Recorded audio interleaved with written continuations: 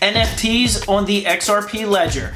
So that's right, in this video I'm going to talk about what RippleX, which is an XRP Ledger contributor, is actually building for future NFT marketplaces and what they're allowing developers to create. This is huge. This is huge for the XRP Ledger and for XRP itself. So I'm going to tell you all about it in this video. And Bitcoin has now been cracking $43,000. It hasn't seen that level in several days. And this comes directly after Jerome Powell's been talking about what the United States federal government might be doing as far as raising interest rates and trying to fight inflation. So I'm going to tell you what he said and how the markets actually reacted. Also, Joe Rogan, one of the biggest influencers in all of the internet, has just announced that he is moving, or at least adding, a profile onto Getter, which is another social media platform much like Twitter. Speaking of Joe Rogan, there's an interesting thing that the XRP community is actually trying to do, and that is to get John Deaton on the Joe Rogan podcast. So I'm going to talk a little bit more about how we can make that happen. Hey everyone, my name is Randy, and welcome back to the Late Night Grind. And right now on this channel, I'm covering the Ripple versus the SEC case, as well as other cryptocurrency news, investment markets, and personal finance. So if any or all those topics interest you, make sure you hit that subscribe button, hit that bell notification icon so YouTube will send you a notification when I release a new video.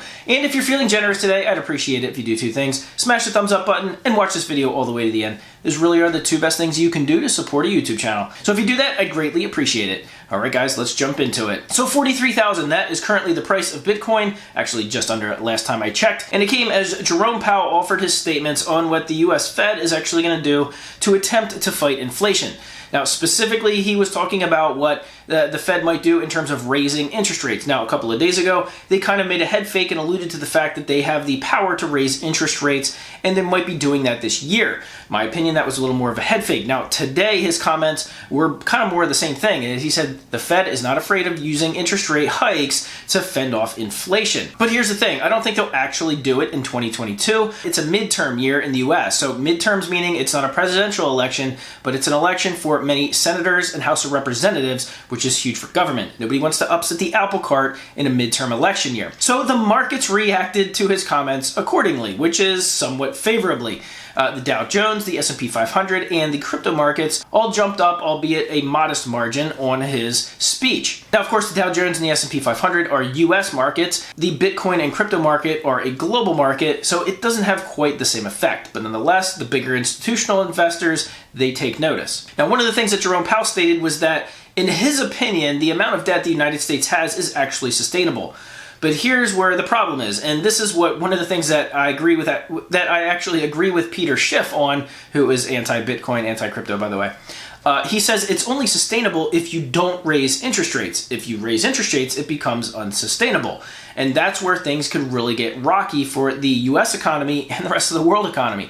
So that's another reason why I don't believe that any interest rate hikes will actually happen in 2022. But here's the thing. The CPI numbers, the Consumer Price Index numbers, will actually come out tomorrow, which is Wednesday.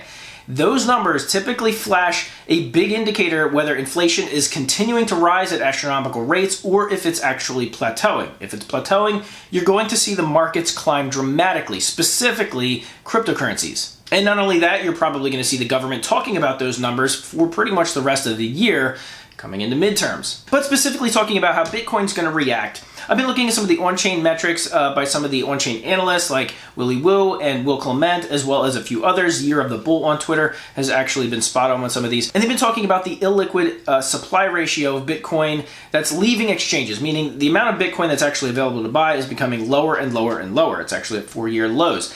And just earlier today, when I was researching things for making this video, I saw somebody tweet out that on Binance, close to 25,000 Bitcoin were actually removed from the Binance exchange. This would be a huge number. On a daily basis, 25,000 Bitcoin don't just leave exchanges all at the same time. So CryptoQuant, which is an on-chain analysis platform, said they are looking into it. They're investigating whether to see if it was somebody actually, essentially a whale, moving Bitcoin off of an exchange, or if it was actually a transaction from exchange to exchange or an internal exchange, meaning the amount of Bitcoin is actually still available in the exchange. But we will see. It's something that's keeping my attention. All right, so earlier in this video, I mentioned Joe Rogan. Now, pretty much all of you, I'm sure, know who Joe Rogan is. Now, recently he announced that he signed up for Getter, which is basically a competitor to Twitter. They favor things like free speech, no censorship, things like that. Joe Rogan is moving to Getter. He's not moving completely. He's just now having two accounts, one on Twitter and one on Getter.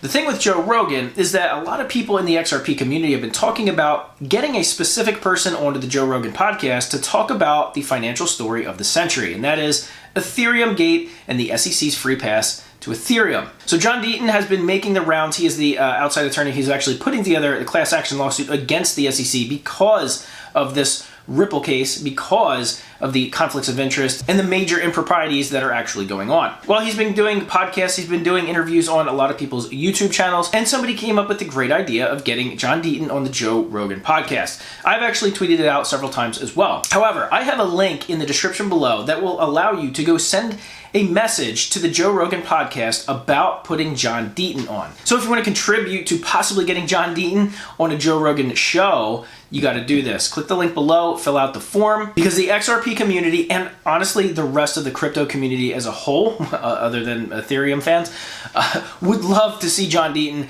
talking about the major financial corruption story of the century, which is ETHgate and the SEC. And finally, we're going to talk about NFTs on the XRP Ledger. Now, BIS in Japan, who's one of the largest financial institutions in the world and one of the big investors in Ripple, the company, not XRP, has been talking about XRP Ledger, the XRP Ledger being tailor-made for the NFT community. Now, BIS has said that in the next few years, or as much as 5, maybe 10 years, that NFTs, or at least the tokenization of assets, is going to be a multi-trillion-dollar marketplace. Now, it's going to be for things like a lot more than just JPEGs of monkeys. And if it's going to be a multi-trillion-dollar marketplace, it's going to have to be. So here's the thing. Back then, I did a video on this, I believe several months ago. BIS was talking about how the transaction fees, the gas fees, would be basically next to nothing for NFT transactions. So Ripple X, who is an XRP Ledger contributor, building applications on top of the XRP Ledger, has created an NFT Devnet. Now, it's actually already available, but they've actually created a proposal, and they're talking about all kinds of things that developers will get to go and create on their new NFT Devnet. They're going to be able to, of course, do all the basic things like mint NFTs, burn NFTs, transfer of ownership, bidding, all kinds of normal capabilities. But what they're going to be doing is actually adding things like royalties, allowing creators and developers to essentially design their own royalty program for NFTs. But of course, there's going to be projects that go way beyond buying and selling JPEGs. So a couple of months ago, Ripple announced a $250 million grant program that they were going to give to developers to develop applications on the XRP Ledger. Well, one of those projects is actually something called Carbon Land Trust.